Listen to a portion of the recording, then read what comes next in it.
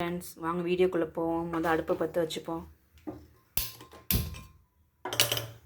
ஒரு குக்கர் ஒன்று பாத்திரம் வச்சுருக்கேன். அதில் தேவையான அளவு சூடு வந்ததுக்கப்புறம், பாத்திரம் இன்னும் சூடு வரல, தேவையான அளவு எண்ணெய் ஊற்றிக்கிறேன். நெய் ஒரு ஸ்பூன் போட்டுக்கிறேன்.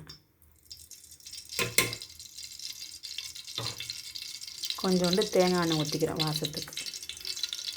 எண்ணெய் சூடு வந்ததுக்கப்புறம் வீட்டு நுணுக்கி வச்சுருக்கேன் மசாலா, கரம் மசாலா எல்லாம் கலந்து, அதை கொஞ்சோண்டு வாசத்துக்கு போட்டுக்கிறேன். அதுக்கப்புறம் கொஞ்சமாக பூ, அப்புறம் இலை, 2 ஏலக்காய், அப்புறம் பட்டை, 2 கிராம்பு, 2-3 கிராம்பு போட்டு கொஞ்ச நேரம் வதங்குற அளவுக்கு வச்சுக்கிறோம். இது பொடி என் பையனுக்கு பிடிக்கும். இந்த கிராம்புலாம் போட்டால் வீட்டுக்காரங்களுக்கு பிடிக்கும். அதனால் ரெண்டுமே கொஞ்சம் கொஞ்சம் போட்டுக்கிறேன். இப்போ வெங்காயம் போட போகிறேன்.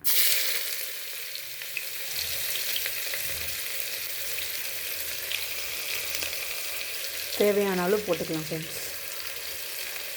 வெங்காயம் போட்டதுக்கப்புறம் நல்லா வதங்கணும் வெங்காயம். இப்போ என்ன ஆகிட்டுனா, வெங்காயம் நல்லா முறுவல் ஆகணும். அது வரைக்கும் நல்லா வதக்க போகிறோம். அப்போ தான் பிரியாணி டேஸ்ட்டு கொடுக்கும் அப்படின்னு எல்லோரும் சொல்கிறாங்க, நானும் சொல்கிறேன். இதுலேயே நம்ம கீறி வச்சுருக்க 2 பச்சை மிளகாவை போட்டுக்கணும். உங்களுக்கு உரப்பு தேவை எவ்வளோதோ அதுக்கு தகுந்தாப்புல போட்டுக்கலாம். நான் 1 மிளகா 2ஆக போட்டுக்கிறேன். இந்த மாதிரி கொஞ்சம் செவந்த ஸ்டேஜில் நம்ம என்ன பண்ண போகிறோம், புதினா போட போகிறோம்.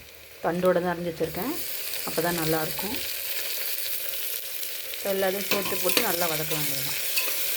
சில பேர் ஃபஸ்ட்டு எடுத்தோடனே புதினா போடுவாங்க. சில பேர் ஒவ்வொரு பேரும் ஒவ்வொரு விதமாக பண்ணுவாங்க. அதை நான் சிம்பிளாக பண்ணுறேன். குழம்புக்கு ஒன்றும் காய் இல்லை, அதான் என்ன பண்ணுறதுன்னு தெரியல, அதனால் சிம்பிளாக பண்ணுறேன். குஸ்கா சாதம், அதுவும் வெங்காயமும். வாங்க வீட்டில் சாப்பிட்லாம். இங்கே பாருங்கள் ஃப்ரெண்ட்ஸ், நல்லா முறுவலாக ஆகிட்டு அந்த ஸ்டேஜில் என்ன பண்ண போகிறோம், தயிர் 1 ஸ்பூன் ஆட் பண்ண போகிறோம். தயிர், அப்புறம் கொஞ்சம் இஞ்சி பூண்டு விழுது, நம்ம தேவையான அளவு இஞ்சி பூண்டு போட்டுக்கிறோம். போட்டு இது ரெண்டையும் நல்லா வதக்குறோம்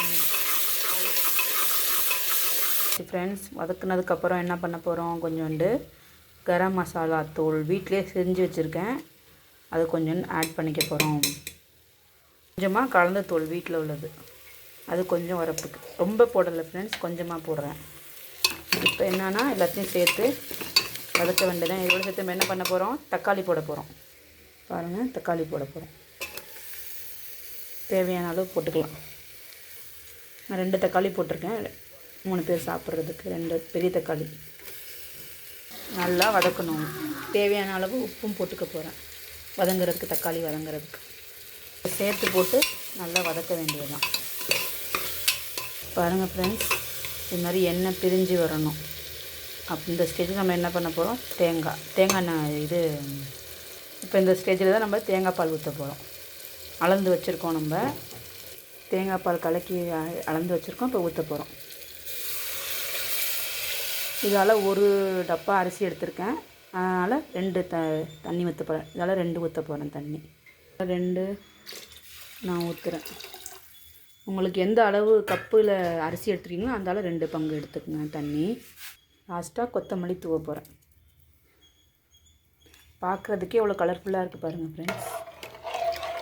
நம்ம கலக்கிட்டு உப்பு எவ்வளோ அளவு நல்லா கரெக்டாக இருக்குதுன்னு செக் பண்ணிவிட்டு உப்பு வேணாலும் இப்போ போட்டுக்கலாம்.